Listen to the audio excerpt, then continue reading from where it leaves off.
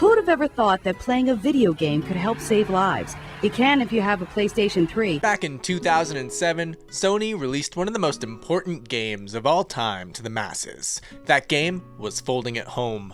Anybody who's played this definitely has fond memories of starting it up when they couldn't sleep in order to listen to the calming music, watch the proteins fold, and just generally feel good about their 50-cent per day-ish donation to the cause. Let's get right into it. This is Folding at Home. Folding dropped onto the PlayStation back on March 23rd, 2007 as a collaboration between Stanford University and Sony. It was a groundbreaking project that harnessed the power of gamers to tackle one of the most complex challenges in biology at the time, protein folding. We'll talk about what that is in a moment. Point is though, it wasn't just an app, it was a global scientific movement, combining the energy of the gaming community with the fight against some of the most deadly diseases known to humanity, like Cancer, Alzheimer's, Parkinson's, and cystic fibrosis. Imagine proteins as microscopic machines inside your body's cells that need to fold into specific shapes in order to work and keep you alive.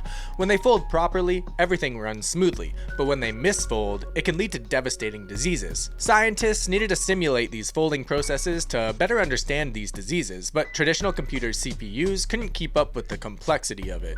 It would take multiple months to simulate the fold of a single protein on the computers of the day. But now they have a new, more powerful tool. The PS3 could do it in just a few days. That's where Folding at Home came in. The PS3, with its powerful cell processor, became a small part of a global network of consoles processing these folding simulations. A console hive, if you will, all working together to team up and perform folds for proteins in chunks simultaneously. We're tapping the unharnessed power of thousands of computers in people's homes around the globe. Together, millions of gamers provided Stanford University with the computational power of an infinitely powerful supercomputer. Activating Folding at Home was simple. Just select it from the XMB, sit back, and watch as your PS3 downloaded tasks and processed them. The most calming music you've ever heard in your life would play as you watched the proteins fold, knowing that you're helping to save the world while doing so. The only thing you had to interact with was some text elements that explain exactly what you're doing, and a mesmerizing 3D visualization of molecules folding in real time. The little lights on the map represent each user in the world who's currently helping to perform fold operations. The top shows your team name and general information about how long it's going to take to complete the fold operation. The PS3 is 20 times faster at folding than a standard PC, giving even greater results in real time, allowing scientists to not only see but navigate the molecule in 3D. You're able to get your friends to join your team and fold proteins together, just for stats and feel-good reasons. The 3D folding visualization is really where it was at though. At its peak, over 15 million PS3 consoles were contributing to the project, and the power behind that? Absolutely mind-blowing. The PS3 network alone contributed over 1,000 teraflops of computing power, which at the time was more than the world's most advanced standalone supercomputer. Gamers had officially become soldiers in the war against disease, logging over 100 million hours of computation by 2011. The folding process you're seeing here actually happens in 10 1/millionths of a second. But to render this simple move on just one computer would take an estimated 30 years. But why not just leave Folding at Home running at all times on the PS3? Why not just build it right into the XMB so it's running when your PS3 is idle? Well, with great power comes great energy consumption. Running Folding at Home on a PS3 pulled about 200 watts of power per hour.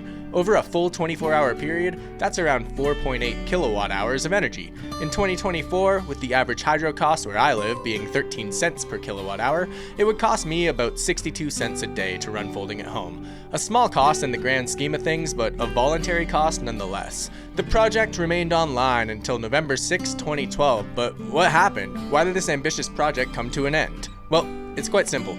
Technology advanced. By 2012, the PS3's once powerful hardware was falling behind modern PCs, which had become more efficient and capable of handling the ever-increasing complexity of protein folding simulations. Folding at Home on PC began using GPU power to perform the simulations, and as we know, the PS3's GPU was hardly its strong suit. Sony's focus was also shifting towards the future at this time, with the PlayStation 4 on the horizon, and the resources needed to be allocated elsewhere. Though the PS3 had played a monumental role in the early years of folding at home, it was time to pass the torch to newer, more powerful platforms. Well, PC, where you can still download a folding at home client to help contribute to the cause if you want to. Sure, PCs and machine learning today have significantly outpaced the PS3 cell processor, but it's important to understand the significance of the PS3 app. For Alzheimer's, it helped researchers identify new drug targets and helped model the folding of amyloid beta, successfully offering new avenues for treatment research. For cancer, it helped us understand why proteins like p53 fold the way that they do. p53 is crucial for regulating cell division and preventing tumors. When it folds, it leads to cancer. This directly resulted in hundreds of scientific research papers on cancer treatments sourcing information from the PS3's Folding at Home project. Folding at Home was a reminder of what a game console really is deep down, a powerful PC that can reach the masses, and a tool not only just for entertainment, but for progress, for science, for the future. Its contribution to medical research is undeniable. It helped lay the groundwork for drug discovery and continues to influence the way we study protein folding. The idea of a mass supercomputer made out of PS3s is a fantastic example of how machine learning can take the torch and run with it to do this on an even more massive scale.